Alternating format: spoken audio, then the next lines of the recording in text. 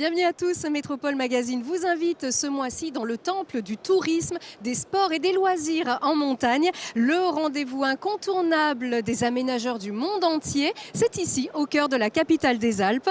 Le salon Mountain Planet, c'est tous les 2 ans à Alpes Expo, sous l'aile de Grenoble Alpes Métropole. Bonjour Christophe Ferrari. Bonjour. Le président de Grenoble Alpes Métropole. C'est un événement vraiment d'envergure, un des temps forts de Alpes Expo, peut-être le plus gros temps fort de la saison pour Alpes Expo. C'est le plus gros temps fort qui revient tous les 2 ans, 23e édition. Et c'est là où se retrouvent finalement, où toutes les montagnes du monde se croisent. On dit que les montagnes ne se croisent jamais, ne se rencontrent jamais. Eh bien si, elles se rencontrent à Grenoble, une fois tous les 2 ans. Et c'est très important aussi pour le rayonnement de la métropole, pour tous ses partenaires du monde tout entier. Et réaffirmer aussi l'identité montagnarde. On sait que ça vous tient à cœur. Oui, 23 pays sont représentés, 23-24 pays sont représentés. Toute l'industrie de la montagne est ici présente. Tous les amoureux de la montagne sont aussi représentés ici. Donc évidemment, en termes de rayonnement, c'est majeur. C'est sans doute l'événement qui fait qu'on place la montagne au cœur du champ de vision. Donc oui, évidemment, ça permet à l'ensemble des écosystèmes qui travaillent sur des sujets de montagne de se retrouver, de faire les croisements nécessaires, et on sait que c'est à ces croisements que se fabriquent tous les beaux projets de demain. Et puis avec des enjeux forts aussi de votre côté, on sait que c'est un événement important pour le tourisme d'affaires, non seulement pour préparer le tourisme d'affaires de demain, mais c'est aussi en soi un événement qui remplit nos hôtels et qui fait connaître notre métropole. Oui, et en plus avec un temps exceptionnel tel qu'on peut l'avoir ces derniers jours, naturellement les gens ont forcément envie peut-être de rester un jour de plus, quelques jours de plus pour profiter à la fois de la montagne, de la ville, des paysages. Donc moi je suis très heureux que finalement ce tourisme d'affaires, que les hôtels se remplissent, que les restaurants et les terrasses en ville puissent être occupés. C'est aussi cela qui est pensé derrière un salon comme celui-là.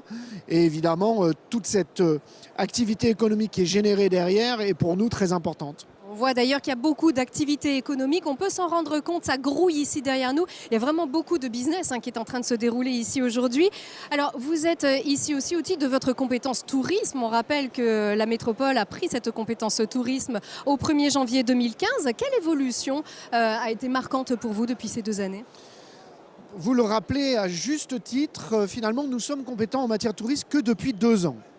Donc regardons le chemin parcouru depuis 2 ans au travers du développement du schéma directeur touristique, puisque maintenant l'entité c'est un office du tourisme métropolitain et donc qui porte toute la métropole et pas simplement une composante de la métropole, mais c'est l'ensemble en lien avec les autres territoires, les massifs notamment, où nous portons une vision qui est intégrée, une destination qui est désormais une destination unique avec l'ensemble de ses potentialités. La montagne, la ville, le street art et tout ce qu'il y a autour. Nous faisons résonner désormais tout cet ensemble pour attirer. Et nous voyons que ça marche puisque nous avons effectivement des résultats qui sont extrêmement positifs en termes de destination touristique grenobloise.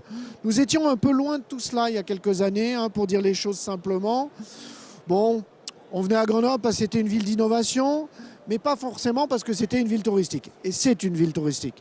Donc évidemment, cette vitrine aujourd'hui qui est Mountain Planet montre au monde entier que nous sommes aussi une vitrine touristique. Alors on accueille aussi des grands événements sportifs qui vont là aussi attirer les touristes à Grenoble, et tant mieux. Comment est-ce que vous vous mettez en valeur aujourd'hui ? Est-ce que la métropole ose aujourd'hui mettre en valeur ses atouts ? Vous avez raison d'utiliser le mot « ose » parce que finalement elle ne l'a pas fait pendant des années. Donc c'est une manière polie de rappeler finalement là où nous avons sans doute péché dans le passé. Nous aimons tellement notre territoire que finalement nous en sommes un peu jaloux au point de se dire on en profite nous, mais finalement on n'en fait pas profiter aux autres. En fait nous renversons les choses désormais. Nous avons besoin d'affirmer qu'il faut oser venir, que notre territoire est plein de potentialités aussi pour le tourisme, pour y passer du temps, pour faire peut-être un petit séjour de quelques jours pendant l'hiver, mais pendant l'été, le printemps et toutes ces belles saisons aussi que nous avons. Donc évidemment, nous devons oser montrer cette destination. C'est ce que nous faisons désormais. C'est un peu ça qui vous guide. En fait, c'est quoi vos leviers de développement pour les prochaines années ? Levier de développement, nous avons un paysage qui est absolument remarquable. Donc on a une carte postale qui est juste absolument hallucinante. cette ville qui est enserrée par ces montagnes. Donc nous avons besoin de travailler avec les massifs qui nous entourent, de porter cette destination collectivement. Mais nous avons aussi une université qui est une des plus puissantes de France. Les étudiants adorent venir étudier à Grenoble. C'est pas pour rien. C'est bien sûr parce qu'il y a des bonnes formations, mais c'est parce qu'aussi, je dirais, ce qui se vit autour, en termes sportifs, en termes de destination, est aussi attractif. Les jeunes ne trompent pas là-dessus quand ils viennent à Grenoble. C'est bien sûr pour les formations, mais aussi parce qu'il y a le ski, parce qu'il y a tout cela qui est derrière. Donc oui, c'est un tout que nous devons vendre, notre capacité à innover, qui est vraiment dans notre ADN. On innove surtout, même sur la politique touristique, même sur la politique montagne. La montagne est un vrai lieu d'innovation économique, touristique, sociale, environnementale. Ne l'oublions pas que les zones alpines sont touchées 2 fois plus fortement par le réchauffement climatique que le reste du monde. Donc on a un devoir de protection, d'accueil, de générosité d'accueil et de faire venir à nous de plus en plus de tourisme, mais aussi en protégeant nos écosystèmes. Vous l'avez dit, vous l'avez répété, ce terme innovation qui est inscrit dans l'ADN de la métropole. C'est ce que vous mettez en avant ici sur ce stand de Grenoble-Alpes Métropole avec différentes start-up. Cette innovation, comment s'en servir dans votre développement justement de ces activités de tourisme en montagne? Je dirais que parce qu'on a tout ce qui est autour des start-up qui leur permettent de créer, de fabriquer, mais parce qu'il y a aussi un amour. Quand on est une start-up dans le développement du sport de montagne, c'est parce qu'on est un amoureux de la montagne. C'est parce qu'on est un amoureux du sport. C'est parce qu'on est un amoureux des développements qu'il peut y avoir dans ce territoire-là. Il faut conjuguer la passion, qui est l'amour du territoire et l'amour qu'on a pour ces montagnes, et en même temps, ce potentiel, ce savoir-faire technologique, d'innovation que peuvent avoir nos start-up aujourd'hui. Donc c'est cette alchimie entre la passion et l'intelligence que nous avons ici dans ce territoire et que nous mettons au service du territoire. Moi, je suis un président amoureux de la montagne qui est évidemment autour de nous. Je suis né dans ces montagnes, j'ai grandi dans ces montagnes. Donc pour moi, c'est un fort levier de développement pour les années qui viennent. Nous allons développer une forte filière sur le sport montagne. Nous avons déjà des très beaux événements. Nous avons aussi des beaux centres de formation sur les métiers du sport. Nous avons des clusters, des pôles de compétitivité Outdoor Sport Valley qui va venir et qui s'implante aujourd'hui à Grenoble pour le développement de cette filière-là. Donc c'est cette alchimie entre la passion, l'amour du territoire et notre capacité à innover en permanence. Donc vous osez aujourd'hui le message affectif presque en fait, vraiment sortir peut-être du schéma, du marché, de l'étude de marché pour faire parler aussi son cœur et son identité. Ah mais c'est le cœur et la raison, c'est les deux. Le cœur, la raison, l'intelligence du territoire, c'est tout cela que nous portons en même temps, tout simplement pour le montrer au monde et au reste de la France, pour leur dire venez innover, venez passer du temps à Grenoble. Ici, on y est bien, on aime notre territoire et on a envie qu'il se développe. On refera un nouveau point 2 ans plus tard, justement, pour savoir comment est-ce que cette évolution reste bien en marche. Merci beaucoup, Monsieur le Président. Regardez de suite ce reportage sur ce qu'il s'y passe ici, dans ce salon Mountain Planet. C'est un reportage d'Olivier Escalon. Ah, elle serait pas belle la journée de ski si l'on n'avait pas besoin de faire la queue pour acheter un forfait, si l'on était assuré d'avoir de la neige et si l'on n'avait jamais froid sur le télésiège. Rien qu'en France, le business de l'aménagement de la montagne génère plus d'1 milliard d'euros de chiffre d'affaires. De quoi motiver les acteurs économiques à innover pour gagner des parts de marché. Au salon Mountain Planet à Alpes Expo, nos entreprises locales ne sont pas en reste. Une douzaine d'entre elles s'unissent sous la bannière Grenoble Alpes Isère. Scaping, par exemple, est une start-up qui propose les webcams du futur. Nous, les skieurs, au sens large, on avait une mauvaise idée de la webcam. On se disait, oh, c'est pas beau. Bon, ça me permet de voir s'il y a de la neige, mais c'est pas très beau. Nous, ce qu'on voulait, c'était vraiment donner envie aux gens d'aller au ski, à la plage. Donc faire la promotion touristique au travers de ces caméras. Donc pour ça, on a développé notre propre gamme de caméras ici à Grenoble pour avoir la meilleure qualité possible.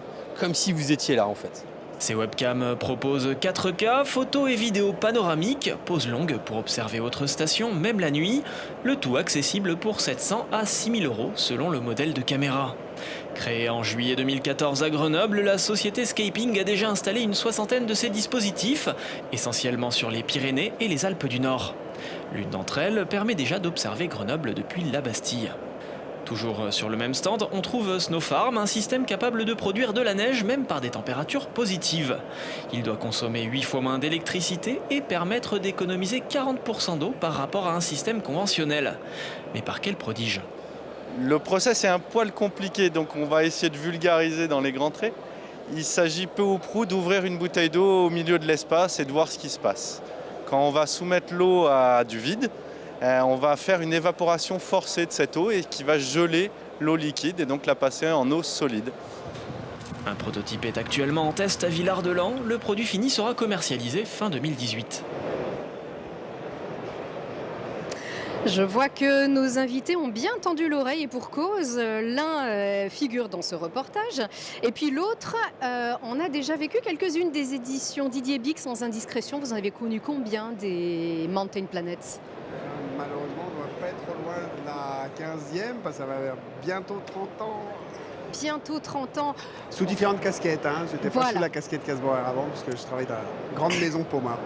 Vous êtes le patron de Casborer, le leader, patron France de Casborer, le leader des dameuses, mais vous avez aussi le support, hein, le terrain d'expression de vos machines. C'est donc la station du Col de Porte que vous avez pris sous votre aile depuis un petit peu plus de 2 ans. On va en reparler. En face de vous, Jean-Pierre Corrier, bonjour. Bonjour. Merci de nous avoir rejoints. On vous a aperçu donc dans ce reportage. Vous êtes eh bien, le fondateur de la société Scaping qui donc révolutionne l'univers de la montagne avec le support visuel, les webcams. On va revenir avec vous dans un instant.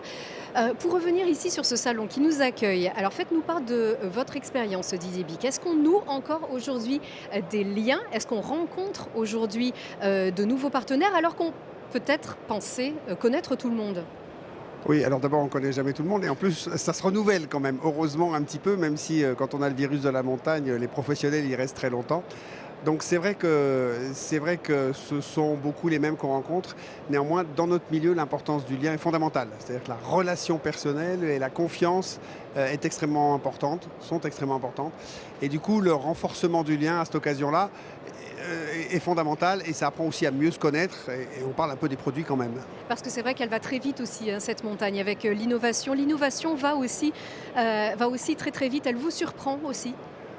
Oui, elle surprend, et puis surtout, il faut apprendre à la connaître et à la maîtriser. C'est-à-dire qu'on a des innovations sur lesquelles un certain nombre de personnes de ma génération, on va dire, sont forcément moins familiers sur tout ce qui est digital, etc. Et on a peut-être un petit peu plus de temps d'acquisition et voir toutes les possibilités. C'est-à-dire qu'aujourd'hui, elles sont infinies quand on regarde sur un certain nombre de systèmes dont on pourra peut-être parler plus tard, mais les possibilités sont tellement infinies qu'on a du mal tout de suite à percevoir tout ce qu'on va pouvoir développer avec quelques nouvelles technologies. Oui. Vous êtes là pour ça aussi, finalement, pour découvrir tout ça. Mais vous aussi, hein, vous proposez vos innovations. Alors, SnowSat, on est fiers, hein, puisque c'est une équipe qui est basée ici sur le territoire de la métropole à Mélan et qui révolutionne, on va dire, l'enneigement intelligent, c'est ça?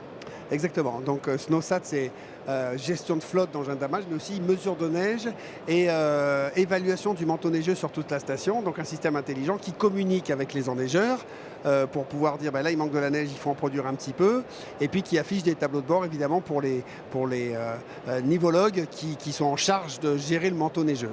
Donc là, on est vraiment millimétré, parce que je vois Jean-Pierre Corrier, il vous écoute avec beaucoup d'attention. Ça ne vous fait pas concurrence, hein, vous, parce que c'est vrai que si on regarde les webcams, c'est déjà pour connaître le niveau d'enneigement et la météo. Absolument. Je veux dire, on marche main dans la main, puisque s'il n'y a pas de neige, les webcams vont pas être très belles, vont pas donner envie de venir. Donc, et on voit avec la qualité de nos caméras, la qualité de damage des machines aussi, et de l'enneigement de manière générale sur les domaines skiables.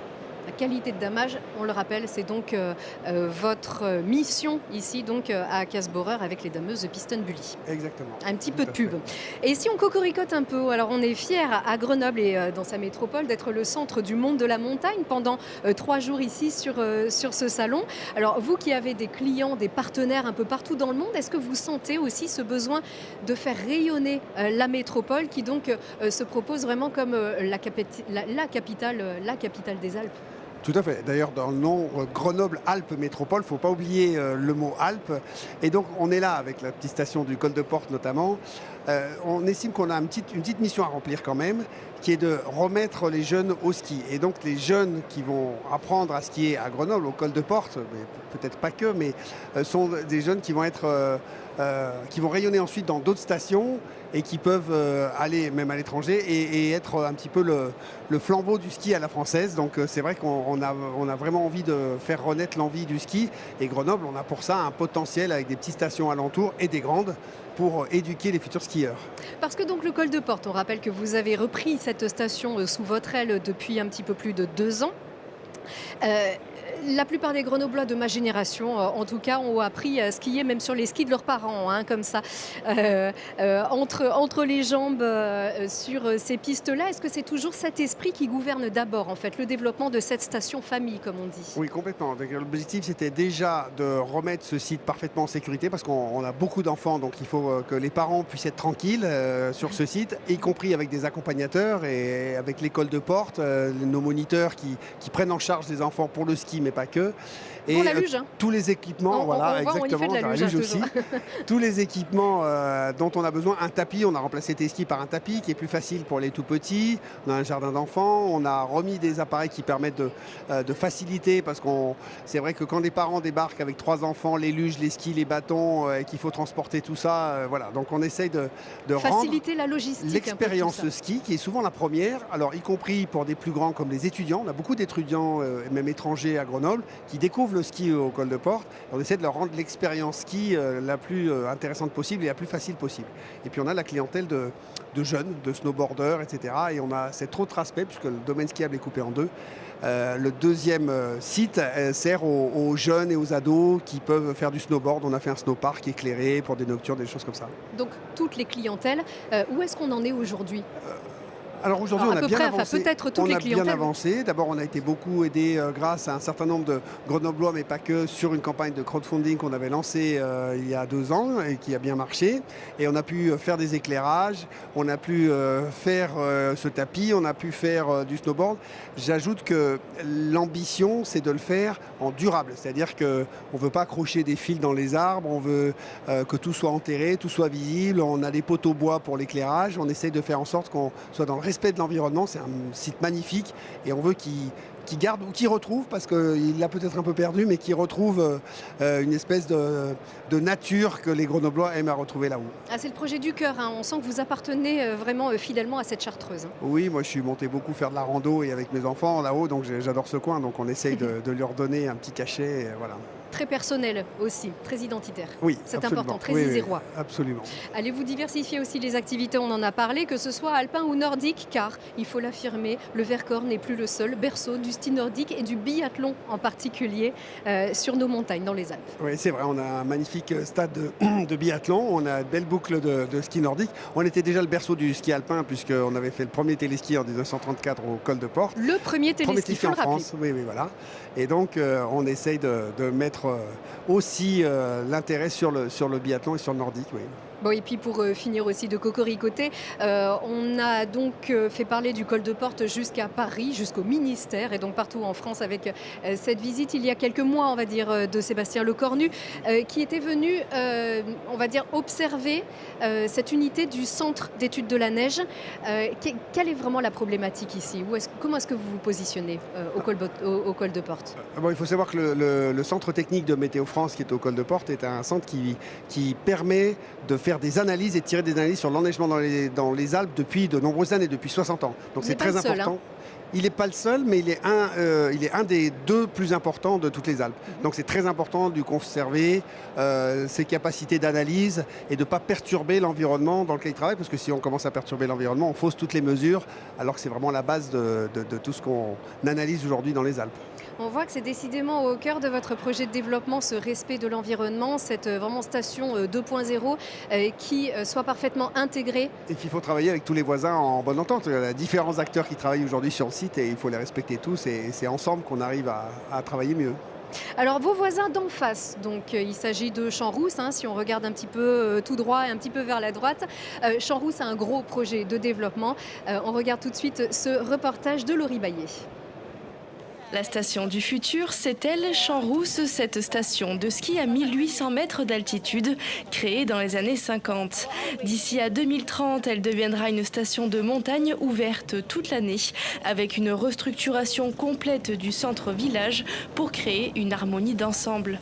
L'idée, c'était d'arriver à fondre complètement dans le décor et dans cette organisation en terrasses successives le projet, et en faisant en sorte qu'on ait un cœur de station qui soit entièrement piétonnier, avec surtout un belvédère comme on le voit sur la maquette, et avec des volumes assez épurés, des matériaux de la montagne, de la pierre, du bois, mais avec une expression vraiment d'architecture contemporaine, c'est-à-dire de notre temps et pas un pastiche d'une époque passée. Champs-Rousses Mountain Park 2030, c'est un nouveau modèle économique. La station rassemblera tous les services et toutes les activités complémentaires au sport d'hiver.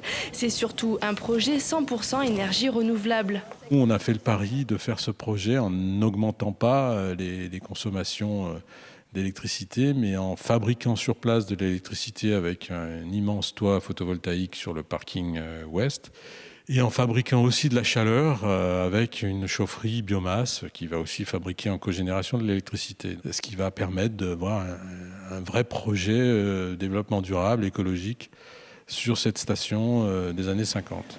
Le chantier Champs-Rousses Mountain Park 2030 commencera en juin 2019. Déclaré d'utilité publique, il permettra de créer plus de 300 emplois permanents. C'est donc ça la station du futur, ça doit être un centre-village éco-responsable calé sur le développement durable? Oui, c'est une vision qui peut être tout à fait adaptée à Champs-Rousses, mais je ne suis pas sûr qu'il y ait un modèle unique. Il y a une vision qui est celle-là, qui à mon avis est un modèle parmi d'autres et qui peut absolument bien marcher, qui en tout cas, dans la mesure où il respecte l'environnement, et j'ai l'impression que c'est la préoccupation qui a été mentionnée dans le reportage, je pense que c'est un modèle et il ne faut pas non plus qu'on ait le même modèle partout, parce que sinon ça ne marche pas. Donc je pense que c'est une très bonne initiative. Oui. À chaque station, son identité. Absolument. Jean-Pierre Courrier, vous n'avez pas encore de webcam sur Champs-Rousses? Non, pas encore. Mais j'ai eu l'occasion de visiter le domaine il y a 1 mois et demi. Et j'ai fait quelques repérages. Voilà, teaser un petit peu. Et puis ce salon Mountain Planet est peut-être aussi là pour ça, c'est-à-dire Absolument. pour se faire connaître. On rappelle que vous êtes le fondateur de la société Scaping, c'est une start-up qui fait beaucoup parler d'elle car elle a beaucoup à montrer. En somme, vous révolutionnez la traditionnelle webcam. Vous représentez ici l'innovation si chère à la métropole et ça fonctionne. Vous avez d'ailleurs gagné un prix ici au Mountain Planet. Absolument, ouais, c'était la bonne surprise d'hier. On a reçu le coup de cœur du jury des trophées du cluster montagne. Donc c'est la filière d'aménagement de la montagne dont Didier Bic fait partie, qui nous récompense. Donc les efforts que l'on fait, nous, pour promouvoir la station, sont reconnus et on reconnaît aussi que la montagne est belle et qu'il faut la montrer. Voilà, être sacré par un consortium d'entreprises et d'aménageurs de la montagne, effectivement, c'est déjà un bon témoin, un bon indice. Qu'est-ce que c'est en quelques mots, Scaping alors? Scaping, ça vient de l'anglais livescape, donc paysage. C'était cette volonté de montrer l'ambiance qu'on voit à la montagne. J'ai eu la chance de vivre en station, d'ouvrir ma fenêtre et de voir des magnifiques paysages, des couchers de soleil, des levées de soleil, et on voulait retranscrire ça. Et la webcam jusqu'à présent était un peu péjorative, elle ne montrait pas forcément la station sous son meilleur angle. Pas très bonne définition, admettons, Exactement, et qui restitue pas la véritable image. Ce sont des caméras d'exploitation qui ont été utilisées au début parce que c'était la solution facile, elles étaient déjà en place. Et le digital est une révolution lente mais à la fois très rapide comme on l'a dit tout à l'heure. Et nous on s'est dit il y avait 2 types de caméras, celles qui étaient pour informer et celles qui sont là pour communiquer et montrer la beauté des paysages.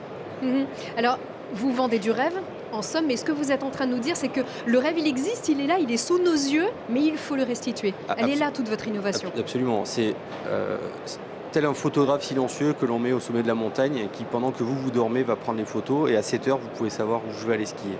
Est-ce que je vais aux Deux Alpes? Est-ce que je vais aller au col de Porte? Au col de Porte, tout simplement. C'est bon.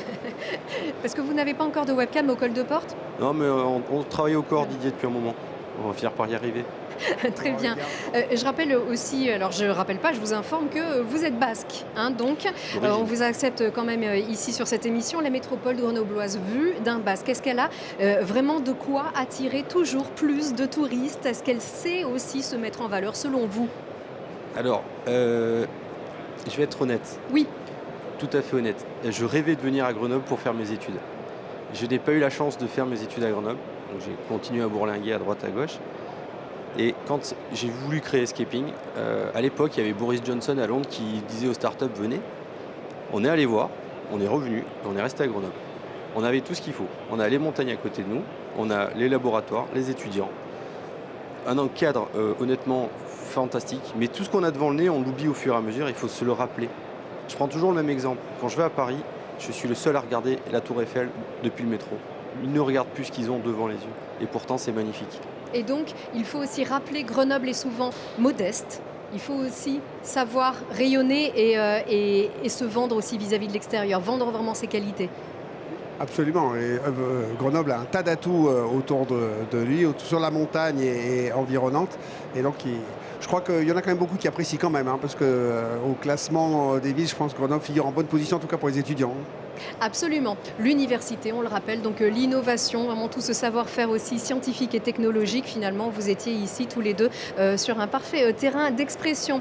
Merci. En tout cas, on vous souhaite bonne chance dans votre développement et on a hâte aussi de découvrir toutes nos stations avec un regard neuf et décidément très précis, très innovant. Merci encore à vous et bonne chance au col de Porte. Je vais quand même rajouter que si vous voulez aller voir un joli ballet de dameuses la nuit, vous allez sur les caméras de Escaping à la Toussure par exemple, puisqu'ils vont aussi dans les stations Pâques en Isère et c'est magnifique à voir. Allez, le petit clin d'œil savoyard aussi pour finir cette émission. Merci encore à vous d'avoir participé à ce Métropole Magazine et à vous, à très bientôt.